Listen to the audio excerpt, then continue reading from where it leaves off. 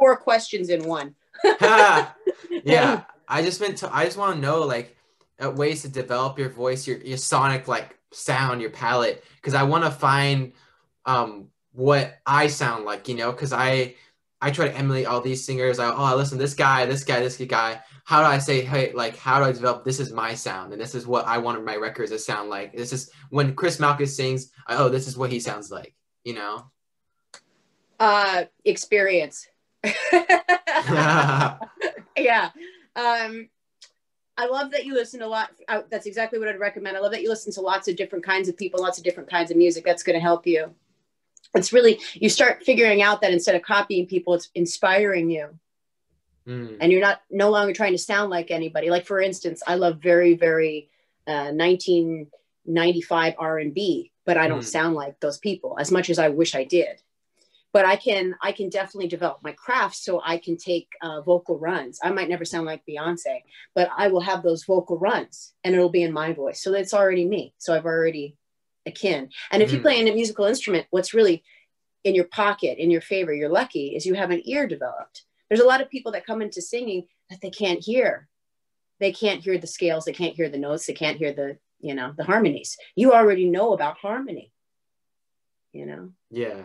So what speaks to you in harmony? For instance, can you give me maybe an example of something that speaks to you as far as harmony? You mentioned, you said earlier, you said obviously Miles Davis, and you said Charlie Parker, right? Yeah.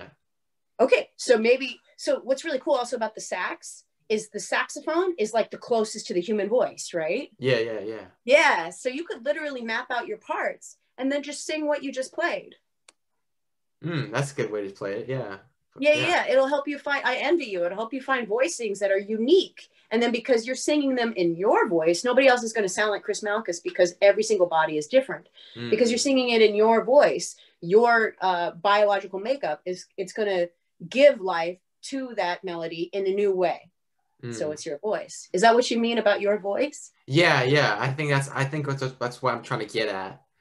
Yeah, for sure. Well, you use some great words that are great for lyrics too. Develop, sonic, and palette, and emulate. So those are all in their own right, their own columns. Yeah. Right. Yeah. Because we've talked about so far John Mayer, and then we're also talking about Charlie Parker. That's, you know, wow, what a palette of music right there. Yeah, exactly. Yeah. For sure. Yeah. So I hope that helps. And also, you can find really great technique videos on YouTube to help you develop the kind of skills you need to articulate what you're talking about. For sure. So there's this great woman I love, this great warm up. I'll give you her. I use her when I'm warming up my voice because she gets me where I need to be pretty quickly. You have to be careful with your belt. Luckily, you're not belting a lot in your music, you know, which is good. But when you do a lot of live music, you tend to belt, especially if you're doing diva music, soul music, disco music, that era, you know. But let's see here. Let's see, vocal warm up. Her name is, here we go. Cheryl Porter. CHERYLPORTER, Cheryl Porter. She has a 10-minute vocal workout. It's really cute. She's got these like workout gloves.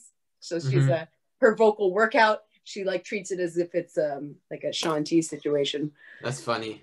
Yeah, it is cute. It's really cute, but she gets it open enough. And I'd recommend that before you get in there and try parts. Okay. Yeah. That's good. Well, thank you. It's been real. I enjoyed talking to you, and cool. I'll lay down these parts and we'll talk more. All right, cool. All right. So probably